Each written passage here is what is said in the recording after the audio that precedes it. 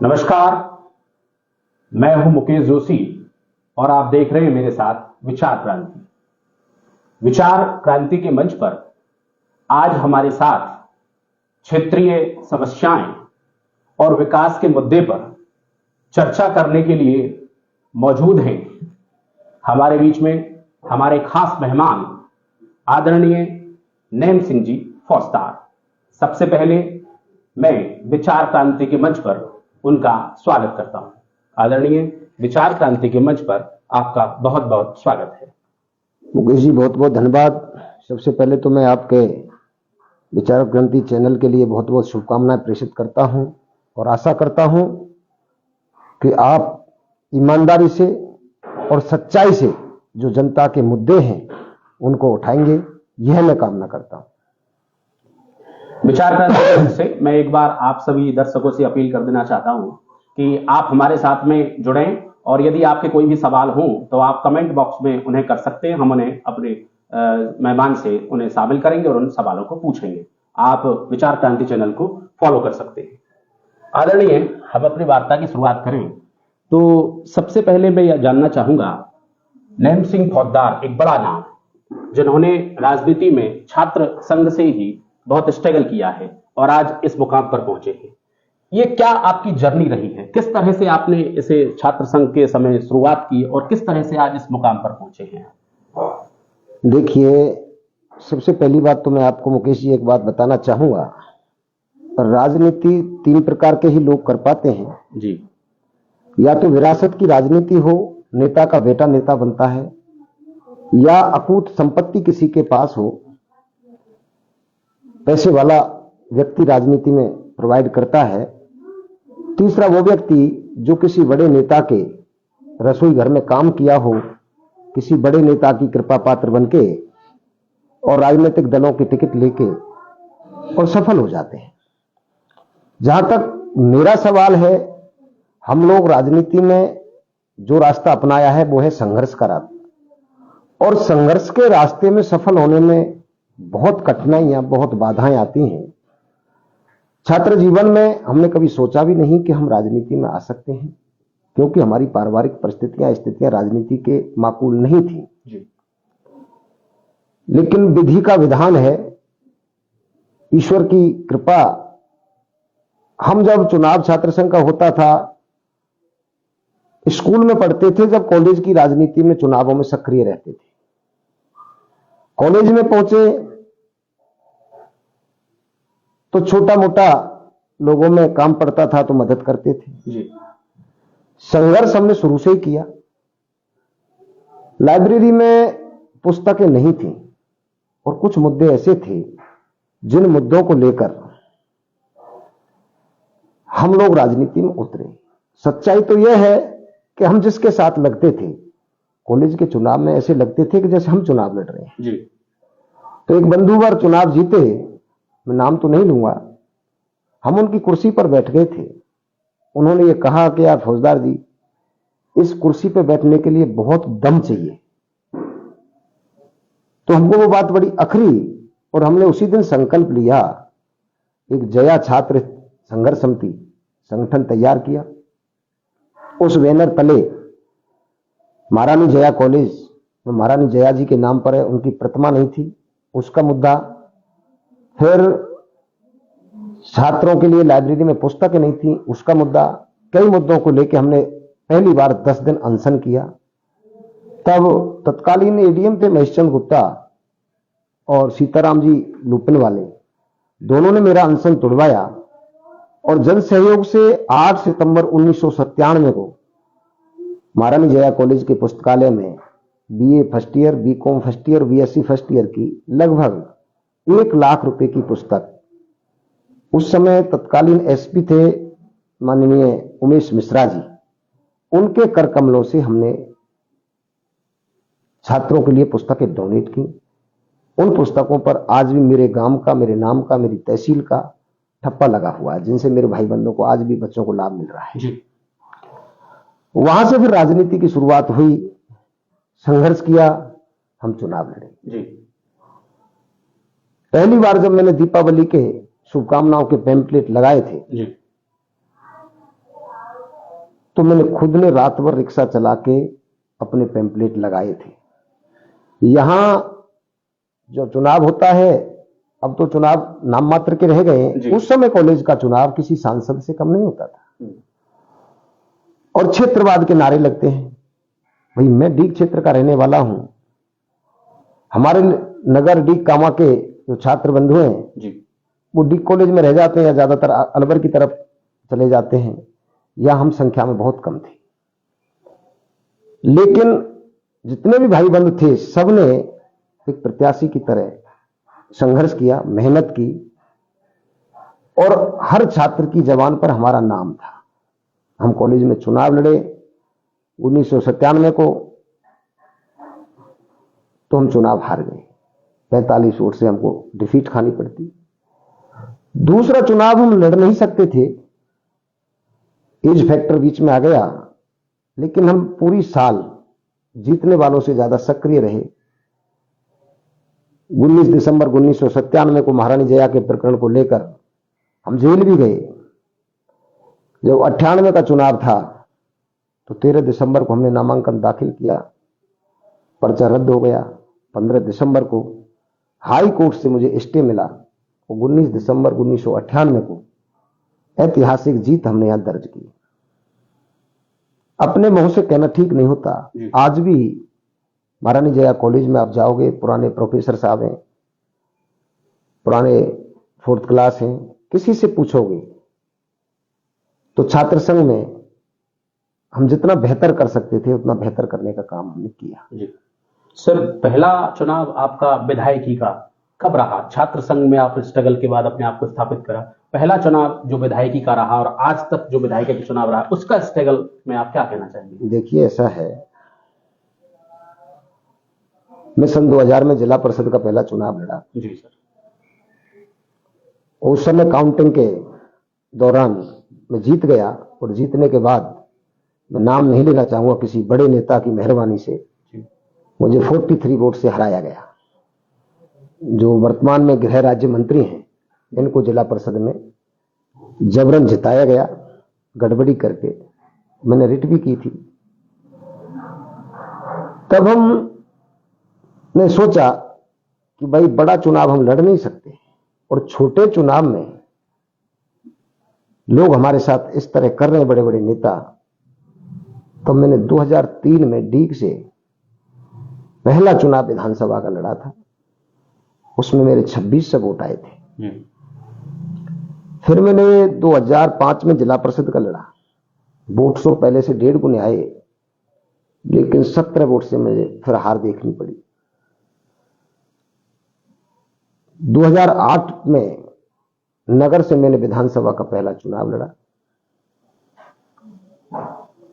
अच्छी मेहनत थी, पहला चुनाव था, लोगों को परसिमन भी नया हुआ था, किसी को समीकरण भी पता नहीं थी। लेकिन किसी बड़े नेता की मेहरबानी से 20 गांव जाटों से मुझे उस समय वोट नहीं मिल पाया। तब मेरे 13,015 वोट आए थे। अगर उस समय ऐसा नहीं होता तो मैं 2008 में मिनिस्टर होता। पहला चुनाव था, मुझे पूरे क्षेत्र का पता भी नहीं था जी। जातीय समीकरण भी मुझे पते नहीं थे। लेकिन मेरी जो राजनीति रही जी। और है जी। वो सेवा की राजनीति को मैंने व्यवसाय ना समझ के मैंने एक सेवा के रूप में किया। कोई भी व्यक्ति किसी भी जाति का और किसी भी क्षेत्र का मेरे पास जो आया, जितना मेरे से बन सकता है, मैं कोई अंबानी का बेटा नहीं हूं और किसी बड़े नेता का बेटा नहीं हूं, एक सामान्य किसान का बेटा हूं जी। लेकिन मेरी हैसियत है उसे 4 गुना बढ़ के तन मन से व्यक्ति की मदद की। मैंने वोटर को वोटर नहीं समझा, ईश्वर पूजा की तरह मतदाता की मैंने सेवा की। हर आदमी के सुख दुख में शामिल रहा हूं। तो 2008 के चुनाव में मुझे 13,015 वोट मिले थे और अनीता जी 22,000 समथिंग वोट लेके विधायक बनी थी। फिर हमने 5 साल संघर्ष किया, दिन रात एक की, पूरा आशीर्वाद मिला तब हमारे 30,418 वोट हमें मिले। ये दूसरे चुनाव की ये बात दूसरे चुनाव की बात जी है। सर। वाजिब अली दूसरे नंबर पर रहे थे, जी। उनको लगभग 35,000 36,000 वोट मिला था और 42,000 पर भारतीय जनता पार्टी की जीत हुई थी। 42-43 कुछ ऐसी वोट थे। सर, यदि आपने नगर का नाम लिया, नगर में आपने संघर्ष किया है, वहां के लोगों के साथ में उनकी आवाज को भी बनकर उठाया है, आप उस संघर्ष को किस तरह से देखते हैं? लेकिन प्रतिफल कहीं ना कहीं विपरीत आए, उस संघर्ष को और दिए गए प्रतिफल को किस तरह से आप जोड़कर देखते हैं? क्या कहेंगे नगर के संघर्ष और प्रतिफल? देखिए, ऐसा है मुकेश जी। जी सर। सरकारी अस्पताल में डॉक्टर देखता है जी। कोई फीस नहीं होती है, फ्री दवाई देता है, तो लोग रास्ते में फेंक जाते हैं। और वही डॉक्टर जब घर पे देखता है, 300 रुपया फीस लेता है, 3,000 की जांच लिखता है और कमीशन की दवाइयां लिखता है, उनको बड़े टाइम से लेता है, तो परहेज और करता है। जी। मैं एक सामान्य किसान का बेटा हूं, मेरे पास जो भी व्यक्ति आया, मैंने समर्पित भाव से सेवा की और उसका लोगों ने नाजायज फायदा उठाया। नगर विधानसभा क्षेत्र में ऐसा कोई गांव नहीं, ऐसा कोई घर नहीं, किसी भी जाति वर्ग में जहां मैं सुख दुख में नहीं गया। और कोई व्यक्ति मेरे पास आया, जितनी मेरे से बन सकती है वो मैंने मदद की। मैंने जातिवाद से, धर्मवाद से, सबसे ऊपर उठ के एक ईश्वर की तरह व्यक्ति की सेवा की। अब प्रतिफल मिलना ना मिलना वो जनता के हाथ है, हमारे हाथ में हमारा कर्म बनता है। लोग चुनाव लड़ते हैं 15 दिन का, और मैं चुनाव लड़ता हूं 5 साल। पूरे 5 साल निरंतर चुनाव लड़ता हूं। मैं अपनी जनता की सेवा के भरोसे रह जाता हूं और लोग ऊपर नेताओं की चाय पानी में लगे रहते हैं और उनकी कृपा पात्र होकर टिकट ले आते हैं। फिर चुनाव के टाइम पर जाति, धर्म, पौवा, पैसा, पार्टी, दुनिया भर के फंड बीच में आते हैं, उसका शिकार हम लोग हो जाते हैं। सर, आपने एक बड़ी बात यहाँ उठाई है कि आप किसान परिवार से हैं, या फिर हम कहें कि किसान और मजदूर परिवार से यदि कोई बच्चा अच्छा अपने अंदर टैलेंट रखता है, संघर्षशील है और वो राजनीति में आना चाहे, देश की सेवा करना चाहे, आपके संघर्ष को यदि देखा जाए, प्रतिफल को देखा जाए, तो कहीं ना कहीं ऐसे बच्चे डिमोटिवेट हो जाते हैं, वो हताश हो जाते हैं। तो क्या भविष्य है ऐसे उन बच्चों का जो प्रतिभाशाली हैं और किसान और मजदूर परिवार से हैं, छोटे परिवारों से संबंध रखते हैं, उनका क्या भविष्य, किस तरह देखते हैं सर आप आज की राजनीति को? आप देखिए, जिंदगी तो सही जिया करते हैं जी, और दिग्गजों को पछाड़ कर राज किया करते हैं जी। कौन रखता है किसके सर पर ताज? मर्द अपना राज तिलक कर्म से किया करते हैं। मर्द अपना राज कर्म से किया करते हैं। मैं किसी का चमचागिरी की तो मैंने 2 की करता हूं, या तो इंसान की या भगवान की। या तो ईश्वर की सेवा में हाजिर रहता हूं और या ईश्वर की तरह जनता की सेवा में हाजिर रहता हूं। आदमी को, जिन लोगों को राजनीति का व्यवसाय बनाया है, उनकी सोच अलग होती है, लेकिन मैंने राजनीति को सेवा के रूप में अपनाया और मेरे जीवन की कंसेप्ट भी क्लियर है। मैं गांव से आया हूं, झोपड़ी में से आया हूं, मेहनत की है, अपने प्राइवेट छोटे मोटे रोजगार किए हैं और मेहनत की कमाई से जनता की सेवा की है। आज ठाकुर जी ने मुझे 4 हाथ की पक्के जगह में रख रखा है। मैं पैदल पढ़ने जाता था, 4 पहिया की गाड़ी में ईश्वर ने मुझे घुमा रखा है। मेरे साथी सिपाही, पटवारी, मास्टर बने हैं, मैं भी कहीं सिपाही बन जाता। जहां राजनीति का सवाल, एक डीजीपी और एक चीफ सेक्रेटरी इतने बड़े पद से रिटायर्ड होने के बाद विधायक बनना चाहता है। अभी मेरी 52 ईयर एज है जी। अभी मेरे रिटायरमेंट में भी 8 साल है, लेकिन जो मेहनत का फल होता है वो बड़ा मीठा होता है। जो लोग ओछे रास्तों से, राजनीति में भी जैसे शिक्षा में शॉर्टकट है, पहले किताब होती थी, किताब के बाद कुंजी आई, कुंजी के बाद में न्यू टाइप आई, नीलकमल न्यू टाइप, फिर उसके बाद संजीव पासबुक आई, उसके बाद राजा वनवीक सीरीज आ गई। ऐसे ही राजनीति में है। राजनीति में लोग शॉर्टकट रास्तों से, कहीं जाटवों को भड़काना है तो अम्बेडकर साहब की प्रतिमा को खंडित करा देना है, कहीं हिंदू मुसलमान करना है तो या तो कहीं मंदिर में मूर्ति तुड़वा देना या कहीं मस्जिद में पत्थर फेंकवा देना। इस तरह से ये है राजनीति के शॉर्टकट रास्ते। वो ना तो मैंने जीवन में अपनाए और ना ही मैं अपना हुआ। मैंने किताब की पढ़ाई की है और किताब के हिसाब से चलता हूं। एमएलए बनना कोई ज्यादा बड़ी बात नहीं है। आज ईश्वर की कृपा से और जनता के आशीर्वाद से शायद कोई एमएलए या मंत्री अकेला कहीं रास्ते में खड़ा हो जाए बिना लाभ लश्कर के, तो शायद चंद लोग ही रोक पाएंगे। हम सामान्य किसान के बेटा जरूर है, लेकिन जिस जगह पर खड़े हो जाएंगे 20 आदमी हमारी राम राम रोक लेने के लिए जरूर रुक जाएंगे। इस धन से बड़ा कोई धन नहीं होता। पैसे तो कोई भी कमा सकता है, लेकिन जनता के दिलों को जीतना, जनता का प्यार कमाना। राजनीति में चुनाव जीतने के लिए बहुत फैक्टर काढ़े जाते हैं, जाति, धर्म, पैसा, ये दुनिया भर के अखंड होते हैं। लेकिन जिस आदमी ने मुझे वोट भी नहीं दिया है वो भी जो कहता यार देने लायक तो वही था। वोट तो दे जाते हैं उस समय उच्च हथकंडों में, लेकिन रिजल्ट आने के बाद वो अपने आप को ठगा हुआ महसूस करते हैं कि यार हमने गलत किया। फिर 13,000, 31,000, 37,000 और 47,000 वोट ग्राफ बढ़ रहा है लगातार 4 चुनाव में। तुम कभी सत्ता में नहीं रहे, हम किसी पद पर नहीं रहे, किसी ने हमारा पौवा पिया नहीं, पैसे हमसे लिए नहीं, पानी किसी ने पिया नहीं। लगातार चुनाव में वोट बढ़ना, तो आप इससे ये लगा सकते हो मैं आपकी जेब से पैसा ले सकता हूं, आपका मत लेना बहुत टेढ़ा काम। तो हमें जो वोट मिलता है वो हमारी मेहनत का है।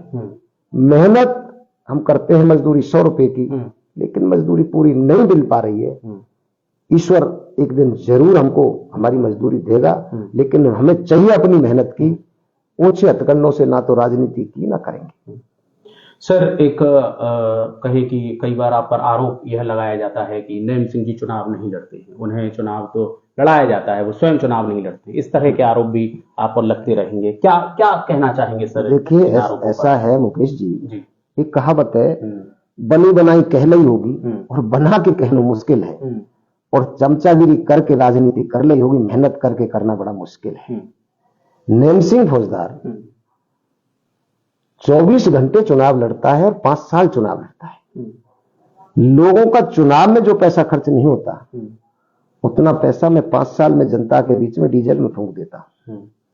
5 साल कहीं भी कोई प्रोग्राम हो, चाहे कबड्डी हो, चाहे कुश्ती हो, चाहे जिकड़ी हो, चाहे भजन हो, चाहे मेरे बस की 1000 रुपया है, 1100 रुपया में हर जगह 2 पैसे दे के आता। जो आदमी सुबह गाड़ी में खाना रखता है और शाम को घर आता है, तो आप इससे अंदाज लगा सकते हैं कि वो लड़ता है कि लड़ाया जाता है। और जो लोग जीत गए, चाहे सफल हो गए, उनको आज भी विधानसभा क्षेत्र की पंचायतों के नाम नहीं बता सकते। गांवों की तो बहुत बड़ी बात है, मैं आपको एक एक गांव के नाम उंगलियों पे बता सकता हूं। क्या मुझे किसी पागल कुत्ते ने काट लिया है? मैंने कभी गाड़ी तो नहीं तोड़वाई, मैंने कपड़े तो नहीं फटवाए, मैंने हिंदू मुसलमान तो नहीं किया, मेरे को भी पार्टी का टिकट भी नहीं मिला। जो इस तरह की बात करते हैं वो भाई मेरी तरह चुनाव लड़के मेरे बराबर वोट ले लो, मैं जिंदगी में भरपूर जलाई छोड़ जाऊंगा, राजस्थान छोड़ जाऊंगा।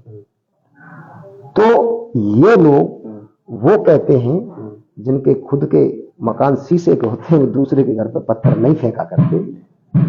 सर, आप विभिन्न पार्टियों के साथ में आपने इंटरेक्शन किया है, सभी पार्टियों में आप रहे हैं, लेकिन किसी भी विचारधारा के साथ में आप स्थायी रूप से अभी तक नहीं बन पाए, क्या कारण है सर? क्या कहेंगे इस विषय पर? देखिए ऐसा है, मैं आपको पहले भी बता चुका हूं, मैं भारतीय जनता पार्टी में 5 साल रहा जी। और कांग्रेस का जब शासन था तो शायद पूरे 7 विधानसभा सीटों पर कोई विपक्ष की भूमिका निभाई तो एक नगर विधानसभा क्षेत्र था जहां मैंने हर मुद्दे पर विपक्ष की भूमिका निभाई। बाकी अंधेर नगरी, चौपट राजा और टका शेर भाजी, टका शेर खाजा। 20 जनवरी 2020 को हमने गाय का मांस पकड़ा था, विधायक की गाड़ी में पकड़ा था, बेरू गांव में पकड़ा था। भाजपा के जो वर्तमान में मंत्री है डीग में रहते हैं, और नेता भी वहीं नगर के आसपास ही रहते हैं। मैं तो भरतपुर से गया था, कहां गए थे? पानौरी का एक भाई था विश्राम गुजर, उसके साथ रात को मेव समाज के लोगों ने बदतमीजी की, मारपीट की, तब ये कहां गए थे नेता? उसकी न्याय की लड़ाई हमने लड़ी, SHO भी लाइन हाजिर हुआ, उसका मुकदमा भी दर्ज हुआ, उसको न्याय मिला, नहीं वो सस्पेंड और होता। कहां गए ये नेता? हम लोग मुद्दों की बात करते हैं, अन्याय के खिलाफ आवाज उठाते हैं, चाहे अन्याय वो वाल्मीकि के साथ हो चाहे ब्राह्मण के साथ हो। अब जिन लोगों को टिकट मिला उन्होंने क्षेत्र ही नहीं देखा, वो ऊपर नेताओं की जी हजूरी में रहे, मेहरबानी से टिकट मिल गया। अब आपसे ही पूछना चाहता हूं, आप अपने खेत में पानी लगाएं, खाद दें, मेहनत करें, वो आपके खेत को कह दे कि भाई इस खेत को मैं काटूंगा, तो आपकी दम में दम रहेगी जब तक तो आप संघर्ष करोगे ना। टिकट नहीं मिला तो चुनाव लड़ना, तो हमने मेहनत की, हम जनता की दम पर चुनाव लड़े और जनता का आशीर्वाद भी हमें मिला। 47,000 वोट कम नहीं होते, और लगातार कोई व्यक्ति इस तरह चुनाव लड़के वोट लेके बता दे, हम उसको मर्द मान जाएंगे। जो आज मंत्री हैं वो निर्दलीय चुनाव लड़के आगामी बता देना, बिना टिकट के लड़के बताए ना। अब पार्टियों का जो सिस्टम है भाई, हमारी 2-3 चीजें हमारे पास, एक तो हम चमचागिरी में पीछे रह जाते हैं, दूसरा हम पैसे वाले नहीं है, पूंजीवादी लोग होते तो टिकट विकेट पैसा धेला देके भी खरीद लाते। टिकट 2 ही तरीके से मिलता है, या तो पैसे से या चमचागिरी से। हम अपनी मेहनत की दम पर रह जाते हैं, हमारा कोई राजनीति में आका नहीं। हमारे तो आका है तो, वोटर है तो, नेता है तो, या तो गिरिराज जी जाने या जनता जाने। कांग्रेस में भी हम रहे, जिला परिषद सदस्य भी रहे 2015 में, लेकिन जातीय समीकरण के हिसाब से वहां भी हमें टिकट नहीं मिला, फिर भी हम लड़े, हम दूसरे नंबर पर रहे थे। कांग्रेस बीजेपी तीसरे चौथे पर आई थी। जो आदमी मेहनत करता है, 5 साल अपने खेत में रखवाली करता है, तो आसानी से तो अपने खेत को नहीं कटने देगा। परिणाम कुछ भी हो, मैं हूं चाहे तुम हो, कोई भी व्यक्ति हो जो अपने इस तरह दिन रात मेहनत करेगा तो वो अपने हक को छोड़ेगा नहीं, चाहे कोई मार के ले जाए, जीते जीते उसके लिए संघर्ष करेगा, और करना भी चाहिए। सर, एक सवाल हमें कमेंट में प्राप्त हुआ कि नेम सिंह जी चुनावों के बाद में नगर में सक्रिय नहीं है, आपकी सक्रियता पर क्या कहना चाहेंगे? देखिए, अब तक तो मुझे अपने घर और परिवार की तरफ मैंने देखा नहीं जी। अब बच्चे भी जवान हैं, उनकी मुझे शादी भी करनी है, पारिवारिक जिम्मेदारियां भी निभानी है जी। और सक्रिय तो मैं अपने कार्यकर्ताओं से 24 घंटा सक्रिय रहता हूं, हमेशा फोन पर बात होती है, और प्रमुख लोगों के पास में जाता भी हूं, लेकिन लोगों को भी दिख नहीं रहा है और दिखाऊंगा भी नहीं। जब लोग कहते थे कि रावण राज है, तब तो हमने लड़ाई लड़ी। अब तो राम राज्य है, तो राम राज्य तो सक्रिय होने की हमें जरूरत नहीं है। जब रावण राज था तब हम सक्रिय रहे, अब तो राम राज्य है। राम राज्य में भी फिर भी कोई पीड़ित व्यक्ति है, हमारे पास आएगा तो हम आज भी मदद के लिए तैयार हैं। सर, आपने राम राज्य की बात की है। भारतीय जनता पार्टी को राजस्थान में लगभग 1.5 वर्ष हो गया है, किस तरह से आप उनके शासन को देखते हैं? क्या आप? बहुत अच्छा विकास हो रहा है जी सर। विकास की चारों तरफ गंगा बह रही है, गंगा में डूबक लगाने वाले पैदा नहीं हो रहे, विकास हुआ है। मैं तो नगर क्षेत्र की बात करूंगा। अवैध खनन चरम पर है। ककड़ा का पहाड़ है जिसमें 1 इंच की लीज नहीं है, पूरा पहाड़ खोद दिया अवैध खनन में। 100 ट्रैक्टर रात भर चलते हैं। सेवल मंदिर है, ऐतिहासिक मंदिर है, आप पत्रकार हो, आप जाके देखना। ऐतिहासिक मंदिर और धरोहर जो राम के नाम पर राजनीति करते हैं, मंदिर के नाम पर राजनीति करते हैं, उस ऐतिहासिक मंदिर को खनन के जरिए छलनी किया जा रहा है। उन पहाड़ों को, सेवल मंदिर के पहाड़ों पर जो अवैध खनन हो रहा है, आप वहां जाके देख सकते हो कौन अवैध खनन कर रहा है, किसकी सह से हो रहा है। पहली बात। रॉयल्टी में पहाड़ी के अंदर जो अवैध वसूली हो रही है, आप वहां जाके, मैं आपको मुद्दे बता रहा हूं, आप जाके देखो वहां, जहां विजय बाबा ने अपनी जान गंवा दी पशोपा में, एक संत ने अपनी कुर्बानी दी। आज उस कुर्बानी को किस रूप में, जब बाबा शहीद हो गए, जब तो भारतीय जनता पार्टी के छोटे से बड़े नेताओं का जमावड़ा 24 घंटा वहीं रहा, और आज वहां हालात क्या है, अवैध खनन वहां आज भी चल रहा है। तो संत की कुर्बानी कहां गई? कहां गए वो राम भक्त जो राम के नाम पर, गौ के नाम पर राजनीति करते हैं? ऐसे ऐसे प्रकरण हैं, ऐसे ऐसे प्रकरण हैं। सैकुल नाम का एक शादी कराने वाला नीमला का गिरफ्तार किया पुलिस ने, जिसने लगभग 250 करोड़ रुपया लेके वाल्मीकि से ब्राह्मण तक हर जाति से, हर धर्म के लोग से शादी के नाम पर इकट्ठा धन कर रखा था। उसको गिरफ्तार भी किया गया, और वहीं की वहां उसको रफे दफे करके वो आज फिर उसी काम को कर रहा है। क्यों? लोगों के पैसे क्यों नहीं दिलवाए? पैसे आने चाहिए ना। जो व्यक्ति गिरफ्तार हो गया, 2-4 लोगों को पैसे दिलवा कर उसको वहीं डंप कर दिया गया। बहुत मुद्दे हैं। विकास आप खूब चारों तरफ देख रहे हैं। सड़कों की दुर्दशा क्या है, गौ माता की दुर्दशा क्या है। केवल एक दिन आएंगे, गाय को गुड़ खिलाएंगे, फोटो खिंचवा देंगे और सोशल मीडिया पे डाल देंगे। भाई गंगा के नहाए से अगर पापी जन तर जाए, मछली क्यों ना तर के जाको गंगा में ही घरे, तरेगा तो वही जिसका हृदय भरे। तो इस तरह के दिखावे की राजनीति थोड़े समय चल सकती है। आज मानो कुछ लोग सोशल मीडिया में लिखते हैं सनातन सनातन सनातन। मैं गर्व से कहता हूं, मैं महाराजा सूरजमल का वंशज हूं और 100% सनातनी हूं। और सनातन धर्म जो कहता है वो मैं करता हूं। सनातन धर्म ये कहता है कि हमारे कर्म से कोई पड़ोसी भी दुखी ना हो, वो कर्म हमें करना चाहिए। अन्याय किसी के साथ नहीं होना चाहिए। क्या हम भारतीय जनता पार्टी में नहीं है तो क्या हम सनातनी नहीं है? हमारा तो आज भगवा की बात करते हैं, महाराजा सूरजमल का झंडा ही भगवा था। जो लोग जाति की बात करते हैं और भारतीय जनता पार्टी राष्ट्र की बात करती है, और राष्ट्र की बात करने वाली पार्टी ही जो हिंदुओं में जाति का जहर घोलने का काम करती है। आप एक बात बताइए, राष्ट्र की बात करते हैं, हिंदू राष्ट्र बनाना चाहते हैं, क्या क्या करना चाहते हैं, तो इनके फंडे हैं। लेकिन तुम टिकट जाति के नाम पर देते, मंत्री जाति के नाम से बनाते, और काम बेलदारी 36 कौम से कराते। मतलब क्या है? आप पत्रकार हो, नगर में से कोई 10 व्यक्ति ऐसे ले आना कि हम नईम सिंह के पास गए, हमारी मदद नहीं की। हर व्यक्ति की मैंने मदद की, लेकिन मेरा टिकट इसीलिए तो काट दिया, जाति के नाम पर काट दिया। दूसरा, मैंने चमचागिरी नहीं की। तीसरा, मेरे पैसे नहीं थे। चौथी, इनको ये पता है कि अगर ये जीत गया तो तुम्हारी जो फर्जी नकली दुकान चल रही राजनीति, इनको ये बंद कर देगा। इनको यही तो खतरा है। हम चुनाव भी जीतेंगे और समय आने पर एक एक चीज का हिसाब भी करेंगे। हमें राजनीति से ना तो कोई धनपति बनना, अपने छोटे मोटे प्राइवेट धंधे करते हैं और दाल रोटी में घाटा नहीं है।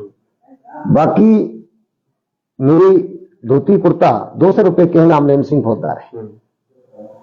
अगर मैं 1 लाख का सूट बूट पहन के भेज जाऊं तो मोदी तो मुझे कोई कहेगा नहीं, फिर भी नईम सिंह फौजदार ही रहूंगा।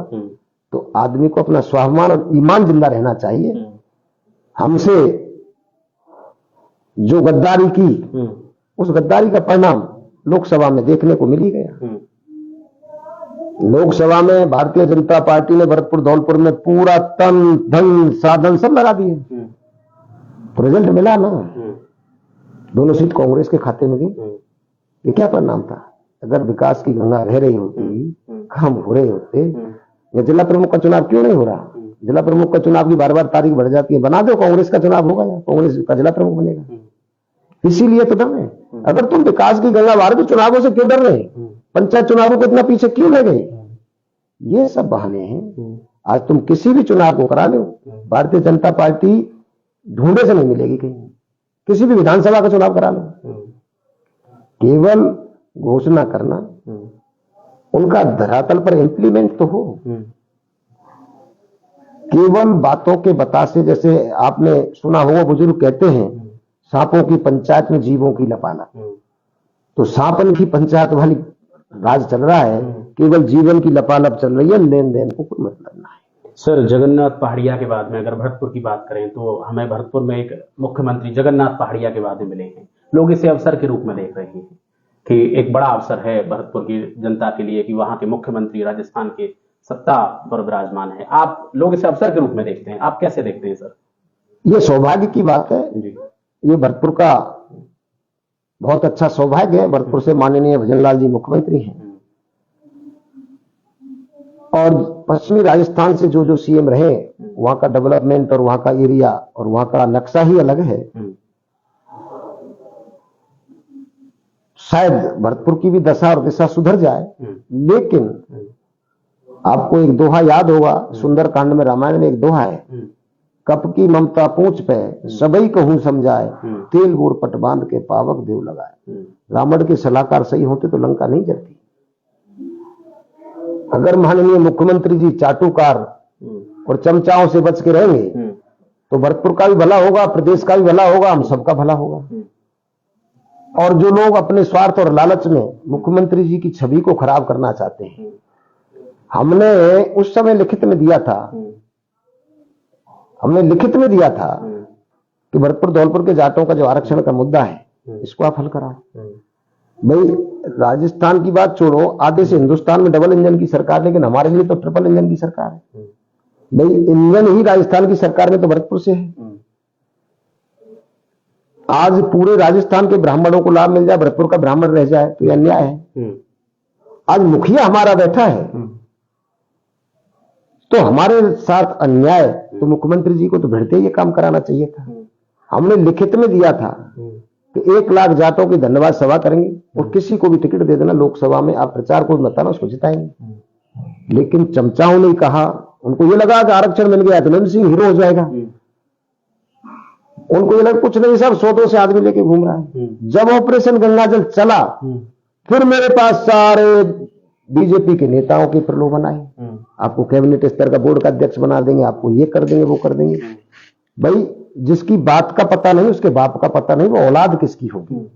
हमने जब संकल्प ले लिया, हमने ये भी कहा था 13 मार्च को जब नोटिफिकेशन नहीं हुआ, तो माननीय मुख्यमंत्री जी के 2-4 शुभचिंतक लोगों से हमने कहा, हमने भाई हमने गंगा जल की कसम नहीं रखी और हमें ना चाहते हुए हथियार उठाने पड़ेंगे, तो हमारी मजबूरी होगी कि हम कसम में बंधे हुए हैं, इसका कोई रास्ता निकाल लो। और रास्ता भी हमने सुझाया था।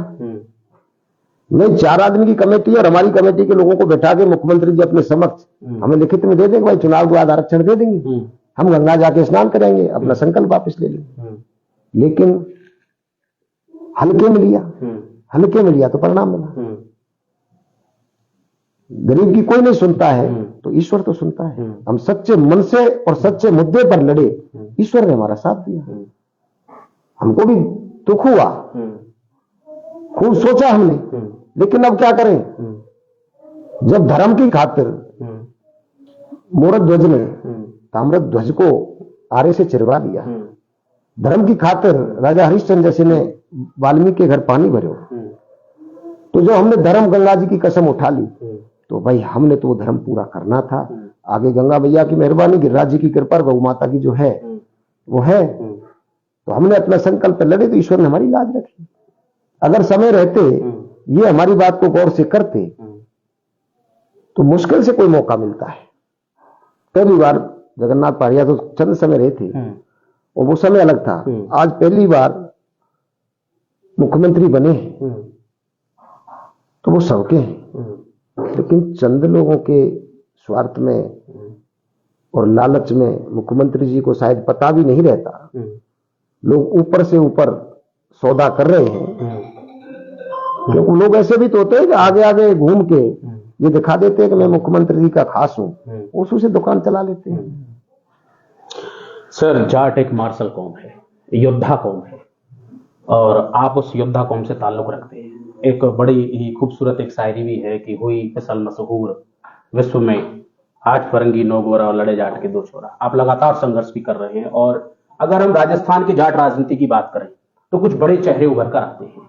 दिग्गज और वरिष्ठ राजनीतिज्ञों की बात करें, आदरणीय विश्वेंद्र सिंह जी, आदरणीय हनुमान बेनीवाल जी, आदरणीय सतीश पूनिया जी, आदरणीय गोविंद डोटासरा जी और आदरणीय हरीश चौधरी जी, लेकिन अब इन रिसेंटली जो ये बड़े दिग्गज लीडर हैं, कोई भी अभी तक मुख्यमंत्री की कुर्सी तक नहीं पहुंच पा रहा है। जाट राजनीति उस मुकाम पर नहीं पहुंच पा रही है। किस तरह से देखते हैं सर इसे, क्या कभी पहुंच पाएगी? देखिए, आपको मैं बताऊं, हर चीज का समय होता है जी। राजनीति हो चाहे कोई हो, जो असली जाट होगा, जिसका डीएनए 100% जाट का है, वो सत्य बात कहे बिन माने वो नहीं, वो सत्य कहेगा। और इस जमाने में सत्य कहना ही जहर है। मेरा टिकट क्यों कट जाता है? अपन सत्य बात कहते हैं इसलिए कट जाता है, कोई गॉड फादर नहीं इसलिए कट जाता है। तो हम लोग, हमारा जो डीएनए है, आपके साथ अन्याय हो रहा तो अन्याय के खिलाफ बोलेंगे, वो नहीं पचता है लोगों को। फिर जहां परिवार बड़ा होता है तो जाट लिखते हैं तो जा का मुंह इधर होता है, टा का मुंह इधर होता है। वो तो जाट लिखने में ही टांग खींचते हैं। तो मार्शल कौम है वो, उनकी डाइजेस्ट पावर तुम जानते हैं जैसी है, लेकिन परिस्थिति और समय जब आएगा तो जरूर इस चीज का परिणाम भी देखने को मिलेगा। लेकिन देश जिन हालातों में जा रहा है, ये दुर्भाग्य की बात है। सत्ता की खातिर भाई भाई को मार रहा है, सत्ता की खातिर जातियों में जहर घोला जा रहा है। आज हरियाणा में आप देख सकते हो, सत्ता के लिए 35+1 कर दिया, जाटों को अलग थलग करने के लिए 35 का एक नारा लगा दिया। पश्चिमी राजस्थान में जाट राजपूत कर दिया, कहीं किसी को लड़ा देते हैं, कहीं किसी को लड़ा देते हैं। जब राष्ट्र की बात करते हैं तो इस राष्ट्र में जो जिस जीव ने जन्म लिया वो इस राष्ट्र का है और राष्ट्र भक्त है। तो राष्ट्र भक्ति का काम करना चाहिए, ना कि राष्ट्रभक्ति के नाम पर जहर घोले। वो कहते हैं ना कि हिंदू खतरे में आया है। जब कांग्रेस का शासक था तब तो हिंदू खतरे में नहीं आया। आज हिंदू खतरे में क्यों है? क्योंकि हिंदुओं में जाति को इतना डिवाइड कर दिया, जिसको संभालना बहुत टेढ़ा काम होगा आने वाले वक्त में। आज मानो हरियाणा में 35 जातियों को एक किया, वहां हिंदू मुसलमान कोई जाट के बोलेंगे साहब, जिसका नूह प्रकरण आपके सामने उदाहरण है। जूता चप्पल में छोड़ा है ना, दोबारा गए तो नहीं जाते ना। तो हम लोगों को केवल एक डिस्पोजल सिलेंडर समझते हैं, यूज एंड थ्रो, यूज करे और फेंक दियो। तो अब हम समझने भी लगे हैं, उस में नहीं, भावना में, भोरेपन में हम लोगों को यूज किया जाता है। अब इतने कमजोर नहीं है कि आसानी से हमको कोई यूज कर जाए। हम अपना अच्छा बुरा जानते हैं, सोच समझ के कदम उठाते हैं। सर, गौ सेवा और गौ सेवा करने वाले लोग, इनके अधिकारों के बारे में आप क्या कहेंगे?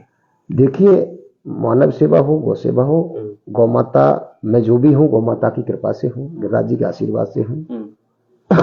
मैं गौ माता को साक्षात परमात्मा मानता हूँ। आप देख सकते हो मेरे दरवाजे पे आज भी 4 गाय बंध रही हैं। और जो गाय की बात करते हैं नेता, उनके दरवाजे पे एक बछिया उपा जाए तो मुझे बता देना, आप जाना कैमरा लेके। जितने भी गौवंश दरवाजे पर आएंगे वो बिना गुड़ खाए नहीं जाएगा यहाँ से। और गोरक्षकों को आज भी अगर सड़क पर जाके गौ की रक्षा करनी पड़े तो दुर्भाग्य की बात हो। जब चुनाव में सत्ता में आना होता है तो गौ माता हमारी, आज गौ माता की जो दुर्दशा हो रही है उसके लिए जिम्मेदार कौन है? गौशालाओं की हालात क्या है, कौन जिम्मेदार है? देखो ना जाके, किसी नेता ने कभी 10 मन चारा भी डलवाया है वहां? केवल बातों के ढकोला, उस सोशल मीडिया में झूठा प्रचार प्रसार करना, वही चल रहा है। गौ सेवक तो बेचारे आज भी कर रहे हैं, वो कर रहे हैं, अपने लिए कर रहे हैं, पुण्य है ये तो। गौ सेवा ईश्वर सेवा है, वो उनके लिए काम आएगी, उससे उनका कोई लालच और स्वार्थ नहीं है, वो अपने लिए करते हैं।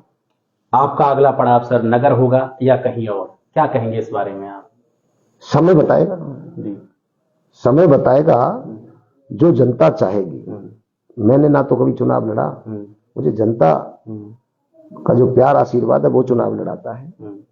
और मेरे पास जो मेरे समर्थक है, मेरे वोटर है, वो 1-1 रुपया इकट्ठा करके मुझे यहां तक लाए हैं। अपना तो जो भी फैसला है जनता के हाथ में है। लोकतंत्र में जनता भगवान होती है, जनता ही नायक होती है, नेता तो एक निमित्त होता है, असली तो लड़ाने वाली जनता होती है। आप आज भी नगर विधानसभा क्षेत्र की सर्वे करेंगे तो आपको हमारा नाम सबसे ऊपर मिलेगा जनता के दिल में। हमने जनता के दिल जीते हैं, ऐसी कोई बात नहीं है। आप किसी भी जाति में, किसी भी गांव में, कहीं भी चले जाओ, आपको हर जगह हमारा नाम मिलेगा। सर, एक तुलनात्मक अध्ययन, इससे पहले बाजवली का शासन भी आपने देखा और वर्तमान में आप जवाहर सिंह मेडम जी का शासन देख रहे हैं नगर की पृष्ठभूमि पर, क्या कहेंगे तुलनात्मक अध्ययन के रूप में? क्या कमियां रही, क्या खूबियां हैं? अनीता सिंह जी 10 साल एमएलए रही जी, वो भी मेरे खिलाफ आमने सामने हम लड़े, लेकिन बहुत जो तो राजनीति में प्रतिद्वंदता रहती है, लेकिन अच्छी थी। हर मुद्दे पे मैंने जहां गलत काम था मैंने विरोध भी किया। बाजीवली का भी देखा, बाजीवली भी इस मंत्री महोदय से तो 50 गुना अच्छा था। ये जो कर रहे हैं बाजीवली के तो 10-15 ही एमएलए डोले वहां। अब तो नगर के अंदर कोई 2500 एमएलए डोले। कहां से लोग दुकानदारी चला रहे हैं, दलाली चला रही है, खुली लूट, खुली सारे काम चल रहे हैं। ऐसा शासन कभी ना देखा, ना कोई देखेगा। आप गुर्जर समाज के भाई बंधुओं से बात करेंगे, मेरे पास तो भाई चाहे मेरी वोट नहीं दे पाए, लेकिन गुर्जर समाज में आज भी मंत्री महोदय से ज्यादा मेरे प्रति प्रेम है, मेरा लगाव है। और मैंने काम कराए तभी तो लगाव है। हर आदमी के सुख दुख में गए तभी तो लगाव है। लेकिन ऐसा है, लोगों को पता है अस्थायी एडमिशन है, टीसी जान कब कट जाए, इसलिए जो कछु है जाए भाई कर लो, राम राम सा, कोई दिक्कत ना है। तो ये कहानी है भैया, तुलनात्मक अध्ययन तो यही है। इससे बढ़िया तो वो रावण राज ही था। आम आदमी कहता मैं नहीं कर रहा हूं, आम आदमी से पूछेंगे वो भी किसी बात को कहेंगे। लेकिन जहां गृह मंत्री हो और वहां इस तरह की घटनाएं हो, जहां अवैध खनन हो, जहां बाबा मर गया हो, जहां अवैध वसूली हो रही हो, तो ये तो बड़ी शर्म की बात है, बहुत शर्म की बात है। मंत्री होते हुए राजा है चोरी करे, आप कौन घर जाए? जब गृह मंत्री की आड़ में ये काम चल रहे हैं, एक 250 करोड़ का स्मगलर सैकूल को छोड़ दिया जाता है, क्यों? अपना तो यह है कि घिरे हैं सवालों से जवाब चाहिए, और अगर नहीं है जवाब तो इंकलाब चाहिए। समय आ रहा है, थोड़ा धैर्य रखो, सारी परतें खुलेंगी। इकट्ठे किए जा रहे हैं मुद्दे। सर, अंतिम 2 सवाल, जिनमें से पहला सवाल यह है कि आपके कुछ समर्थक कहते हैं कि भरतपुर की जो माननीय सांसद हैं, इनको जिताने में आपका बहुत बड़ा योगदान है, और आपके विरोधी कहते हैं कि वो केवल श्रेय लेना चाहते हैं और कुछ नहीं। ऐसा है, ना तो मैं श्रेय लेना चाहता, श्रेय तो जनता देती है, और ना मेरा कोई हाथ है, ना मेरा कोई पाम है। हंस बोले रघुवंश कुमारा, विधि की लिखी को मैं टनहारा। ईश्वर ने जिसको जो लिखा है, आदमी तो एक जरिया होता है। हमारा आरक्षण का मुद्दा था और ऑपरेशन गंगा जल हमने चलाया। श्रेय की बात करते हो तो आपको मैं बता दूं, पहले कांग्रेस का शासन था, कई मंत्री थे, महाराज साहब भी मंत्री थे, सुभाष गर्ग जी मंत्री थे, भजनलाल जाटव जी मंत्री थे, अवाना विधायक था, जायदा जी विधायक थी, बाजीवली विधायक था, 7 विधायक थे।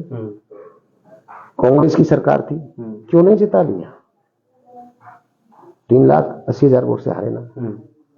इस बार नया हुआ क्या है? सब बीजेपी की लोग हैं, मंत्री भी, मुख्यमंत्री भी। केवल एक जाट आरक्षण का मुद्दा ही तो था। उस मुद्दे को कौन लीड कर रहा था? उस ऑपरेशन गंगा जल को लेकर कौन चला था? तो ये तो श्रेय तो देने वाले देते हैं, ना तो मेरे कहने से श्रेय मिलेगा और ना मुझे श्रेय चाहिए। मुझे कोई श्रेय नहीं चाहिए। बेचारी वो गरीब की बेटी थी, एमएलए वो भी हार गई, हार का दुख मैं जानता हूं। ईश्वर ने उसकी सुनी और वो सांसद बन गई। राजनीति में नए युवा तैयारी कर रहे हैं सर, नवांकुर बच्चे आ रहे हैं, क्या सलाह देना चाहेंगे, क्या मार्गदर्शन देना चाहेंगे इन बच्चों के लिए? मैं तो एक ही बात कहूंगा, सत मत छोड़े सूरमा, सत छोड़े सत जाए, सत की बांधी लक्ष्मी तो फिर मिलेगी आए। राजनीति को व्यवसाय ना समझ के सेवा के रूप में अपने जीवन में धारण करें। और गीता में भी लिखा है, नर सेवा नारायण सेवा। व्यक्ति कहते हैं कि मुट्ठी बांध के आया है हाथ पसारे जाएगा, गलत कहते हैं। मुट्ठी बांध के आया इंसान मुट्ठी बांध के जाता है। अपने जीवन में जो कर्म संचित करता है वो जरूर उसके पीछा नहीं छोड़ते, साथ जाते हैं। चाहे वो अच्छा कर ले चाहे बुरा कर ले, जैसी करनी वैसो फल। आज ना है तो निश्चय कल इंसान को भोगना पड़ता है। ईश्वर से डरें, बुरे काम से डरें और नेक काम में, अच्छे काम में, अन्याय के खिलाफ चाहे कितना भी बड़ी शक्ति हो उसके खिलाफ ताल ठोक के आवाज उठाएं, तब तो राजनीति माना सार्थक है। अगर राजनीति से केवल धनपति और उद्योगपति बनना चाहते हैं तो बंदे तेरी मौत की जब आंधी आएगी, ना सोना साथ जाएगा ना चांदी जाएगी। बड़े बड़े राजा महाराजा इन किले महलों की ये पता नहीं कि इनमें सरकारी ऑफिस खुलेंगे, ये सब यहीं रह जाने, लेकिन जो हमारे कर्म हैं वो जरूर हमारे साथ जाए। मैं सभी युवाओं को यही आग्रह करना चाहूंगा कि अच्छे उद्देश्य के साथ अपने जीवन की शुरुआत करें। हमारी शुभकामनाएं उन सभी युवाओं के साथ है। विचार क्रांति के मंच पर आप हमारे साथ जुड़े और आप देख रहे थे महत्वपूर्ण शख्सियत आदरणीय नैन सिंह जी फौजदार, जाट राजनीति के बड़े चेहरे जिन्होंने जीवन भर संघर्ष किया। सच के आईने में आज वो हमारे साथ थे और उन्होंने अपने अनुभव हमारे साथ में साझा किए। इसी प्रकार से आगे भी अन्य शख्सियतों से हम उनके अनुभवों के साथ आपको मिलवाते रहेंगे। आप हमारे साथ जुड़ें, विचार क्रांति को फॉलो करें। तब तक के लिए बहुत बहुत धन्यवाद, नमस्कार आदरणीय, बहुत बहुत आभार। आपने बहुमूल्य समय हमें दिया, इसके लिए बहुत बहुत शुभकामनाएं आपके चैनल के लिए।